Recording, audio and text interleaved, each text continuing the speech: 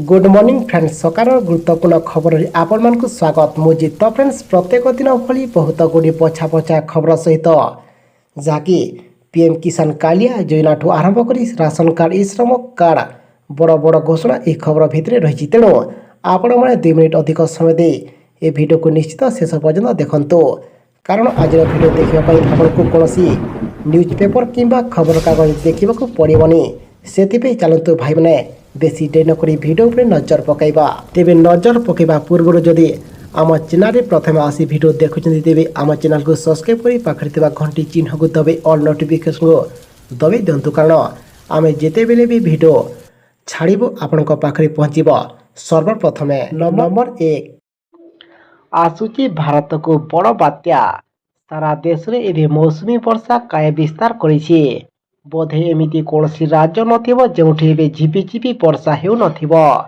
एही मध्यरे एक अध्ययनरू कहा जाउछि कि आगामी दिन रे केरल रे तटीय अंचल रे अनेक सामुद्रिक झड़ देखिबाको मिली पारे एथिरे लोकंकर किंबा लोकंक सावधान रहिबा आवश्यकता रहिछि नेशनल इंस्टीट्यूट ऑफ एसोसिएशन निजर अध्ययन में कही जे यही झड़ अक्टोबर रु नवेम्बर भितर केरल रे पाद थापी पारे यह व्यतीत पश्चिम तट गुड़िक अगस्ट रु सेप्टेम्बर मास भितर प्रबल वर्षा संभावना रही। परवर्ती खबर सुभद्रा योजना को नहीं सरकार को आउ एक पदक्षेप बीजेपी सरकार को सबुठारु आकर्षणीय योजना सुभद्रा तेबे बजेट यह योजना व्यवहार होगा पर समस्त भितर उत्कंठा बढ़ी जाइए तेबे केबेठारु यह योजना आरंभ हेब एवं केते महिला को टंका मिलिबो ए सबु प्रश्न उत्तर कनक न्यूज रे रखिचंती उपमुख्यमंत्री प्रभाती परिडा तेबे सेप्टेम्बर 17 प्रधानमंत्री जन्मदिन रे योजनार शुभारंभ हेब सेहीपरि प्राय कोटी कोटी महिला को सुभद्रा योजना रे टंका मिलिबो बोली कहिचंती मंत्री। परवर्ती खबर समस्त मोबाइल धारी पुणी मिलिबो आश्वस्ति महंगा मोबाइल शुल्क जो असुविधार पड़ता साधारण लोकंकु खूब शीघ्र आश्वस्ति मिली पारे एथिपे टेलीकॉम नियामक ट्राई टेलीकॉम कंपनी गुड़िक एक प्रस्ताव देछि ग्राहकों बिना डाटा अर्थात केवल वॉइस एवं एसएमएस पैक लॉन्च करने को कंपनी गुड़िक कहुछि एपरि हेले ग्राहकों रिचार्ज बोझ ह्रास पाइब भारतीय टेलीकॉम कंपनी प्राधिकरण ट्राई शुक्रवार यह कही। परवर्ती खबर आसला पुणी टंका लेन देन को नहीं पुणी एक बड़ खबर भारत में सेविंग अकाउंट खोलिबा पई कोनोसी कटकणा न थाए सेथिपई अधिकांश लोक ही खातारे निजर अर्थ को रखिथांती सेविंग खातारे निज उपार्जित अर्थ को रखिले ताहा सुरक्षित रहिताए एही जमा अर्थ पर बैंक पक्षरु सुध प्रदान करा जाय थाए बिना पैन कार्ड जड़े अनियमित नगद जमाकारी अकाउंट 2.50 लाख पर्यंत अर्थ जमा करें आज समय देश में युवक महिला शिशु एवं वयस्क नाम सेविंग अकाउंट रही तेरे सेविंग अकाउंट अर्थ जमा करने एक सीमा रही है सीमा को अधिक अर्थ जमा रखिले ताहा जड़े ग्राहकों समस्या कारण पलटि थाए तेणु एने निकट में आयकर विभाग पक्ष सेविंग अकाउंट सम्बन्ध किसी नियमावली जारी करा एणिकी 50,000 अधिक जमा कले आपण को निजर पैन प्रदान करने को पड़िबो प्रतिदिन 1 लाख पर्यंत जमा करा जाय पारिबो।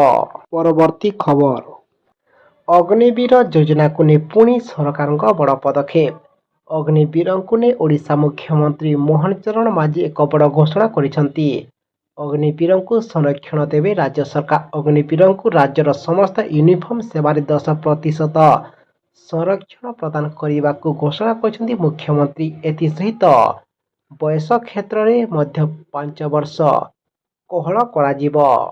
परवर्ती खबर आसला पुणी पाणीपाग सूचना को नहीं पुणी एक बड़ खबर लघुचाप क्षेत्र सृष्टि जो आसंता 31 जाए राज्य अधिकांश स्थान में प्रबल वर्षा संभावना नहीं पाणीपाग पूर्वानुमान करिछि तेबे आज 5टी जिले में पाणीपाग विभाग पक्ष हलदिया सतर्क सूचना जारी करा जायछि बरगड़ झारसुगुड़ा सुंदरगढ़ नुआपड़ा और नवरंगपुर प्रबल वर्षा संभावना रही एतिस तलिया अंचल में पानी जमीबा आशंका रही ସତର୍କ ରହିବାକୁ ସ୍ୱତନ୍ତ୍ର ରିଲିଫ କମିଶନଙ୍କ ସତ୍ୟବ୍ରତ ସାହୁ ପରାମର୍ଶ ଦେଇଛନ୍ତି।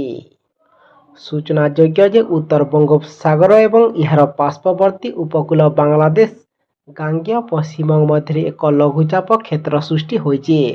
ସମ୍ପୃକ୍ତ ଲଘୁଚାପ ପଶ୍ଚିମ ଉତ୍ତର ପଶ୍ଚିମ ଦିଗରେ ଅଗ୍ରସର ହୋଇ ଆସନ୍ତା 2 ଦିନ ଭିତରେ ଗାଙ୍ଗେୟ ପଶ୍ଚିମବଙ୍ଗ ଏବଂ ଝାଡ଼ଖଣ୍ଡ ଆଡ଼କୁ ମୁହାଁଇବ।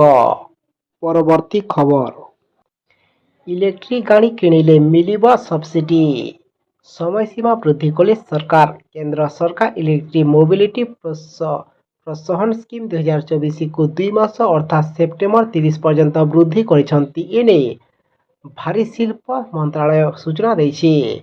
ତେବେ କହିଛି ଯେ ଏକ ବିବୃତ୍ତିରେ ଏହି ଯୋଜନାର ମୋଟ ଖର୍ଚ୍ଚ 778 କୋଟି ଟଙ୍କାକୁ ବୃଦ୍ଧି କରାଯାଇଛି। ଇଲେକ୍ଟ୍ରିକ୍ ମୋବିଲିଟି ପ୍ରୋତ୍ସାହନ ଯୋଜନା 2024 ଏକ ଗେଜେଟ୍ ବିଜ୍ଞପ୍ତି ମାଧ୍ୟମରେ 13 ମାର୍ଚ୍ଚ 2024ରେ ମନ୍ତ୍ରଣାଳୟ ଦ୍ୱାରା ଆରମ୍ଭ କରାଯାଇଥିଲା ଏବଂ ଏହି ଯୋଜନାରେ ସାରା ଦେଶରେ ବୈଦ୍ୟୁତିକ ଯାନ ଇଭି ଗ୍ରହଣକୁ ବୃଦ୍ଧି କରିବାକୁ ଲକ୍ଷ୍ୟ ରଖାଯାଇଛି। ଏହାର ମୂଳତଃ ଏପ୍ରିଲ 1ରୁ ଜୁଲାଇ 31, 2024 ପର୍ଯ୍ୟନ୍ତ ଚାଲିବାକୁ ସ୍ଥିର ହୋଇଥିଲା, ଯେଉଁଥିରେ ମୋଟ 500 କୋଟି ଟଙ୍କା ଖର୍ଚ୍ଚ ହୋଇଥିଲା, କିନ୍ତୁ ବର୍ତ୍ତମାନ ଏହାକୁ ସଂଶୋଧନ କରାଯାଇଛି। ଏହି ଯୋଜନା ମାଧ୍ୟମରେ କ୍ରେତାମାନେ 2 ଚକିଆ ଇଭି ପାଇଁ 10,000 ଟଙ୍କା, ଏକ ଛୋଟ 3 ଚକିଆ ଇଭି ପାଇଁ 25,000 ଟଙ୍କା ଏବଂ ବଡ଼ 3 ଚକିଆ ଇଭି ପାଇଁ 50,000 ଟଙ୍କା ପର୍ଯ୍ୟନ୍ତ ସବସିଡି ସୁବିଧା ପାଇପାରିବେ। ପରବର୍ତ୍ତୀ ଖବର, ସମସ୍ତ ସୁନା ପ୍ରେମୀଙ୍କ ପାଇଁ ଆସିଲା ଖୁସି ଖବର। ସୁନା କିଣିବା ପାଇଁ ସୁବର୍ଣ୍ଣ ସୁଯୋଗ, ଗ୍ରାହକଙ୍କୁ ମିଳିବ ବଡ଼ ଆଶ୍ୱସ୍ତି। ଲଗାତାର ଖସୁଛି ସୁନା ଦର, ବଜେଟ୍ ଆସିବାର 4 ଦିନ ଭିତରେ 6,000 ଟଙ୍କା ଶସ୍ତା ହେଲା ସୁନା। ସେହିପରି ରୂପା ଦରରେ ମଧ୍ୟ 7,000 ଟଙ୍କା ହ୍ରାସ ଘଟିଛି। ବଜାରରେ ଏହି ମୂଲ୍ୟବାନ ଧାତୁର ଘଟିଛି ଚାହିଦା। ପୂର୍ଣ୍ଣାଙ୍ଗ ବଜେଟ୍ ଉଭୟ ସୁନା ଏବଂ ରୂପା ଉପରେ ସୀମା ଶୁଳ୍କକୁ ହ୍ରାସ କରିଛନ୍ତି ଅର୍ଥମନ୍ତ୍ରୀ ନିର୍ମଲା ସୀତାରମଣ। ଏହା ପ୍ରଭାବରେ ଲଗାତାର ଉଭୟ ଧାତୁ ଦରରେ ପତନ ଘଟିଛି।